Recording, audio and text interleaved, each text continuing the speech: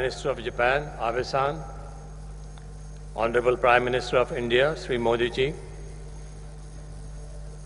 Honorable Chief Minister of Gujarat, distinguished guests.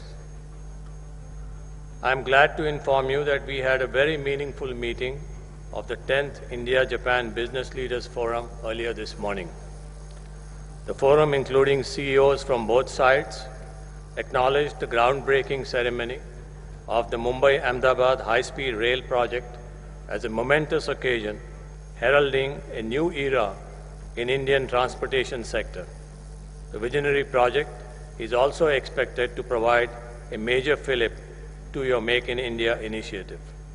The forum members from both sides particularly acknowledged the favorable structural reforms initiated by your government, like implementation of the Goods and Services Tax, Insolvency and Bankruptcy Act, expansion in use of the Universal ID system Aadhaar, increasing use of ICT technologies to digitalize transactions.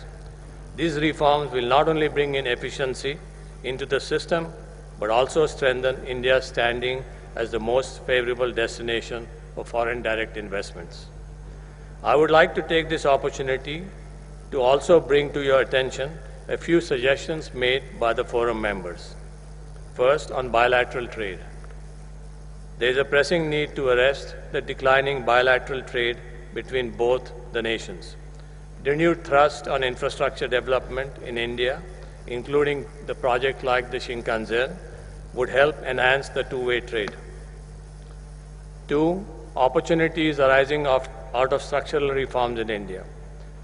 We discussed that the structural reforms introduced in India, like the Insolvency and the Bankruptcy Act, and allowing FDI up to 100% in asset management, provides a big opportunity for strategic aggregators and financial investors and large companies to acquire good quality brownfield assets and not merely greenfield investments.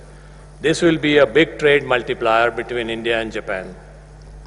Third, access to Japanese markets for Indian companies. Access to Japanese market for companies from India, Indian IT manufacturing, pharma, auto components, and the fisheries sector.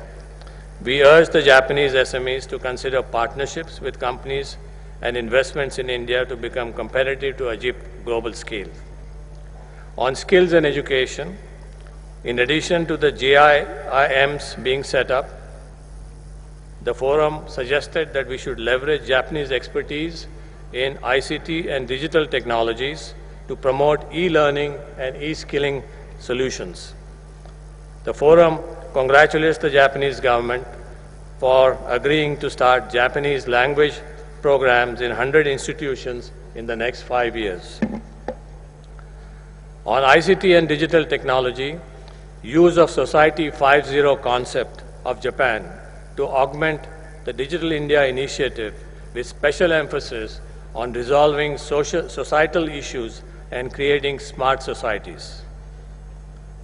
On startups, Indian startups having developed niche capabilities are actively looking for strategic and financing support from large and medium Japanese companies.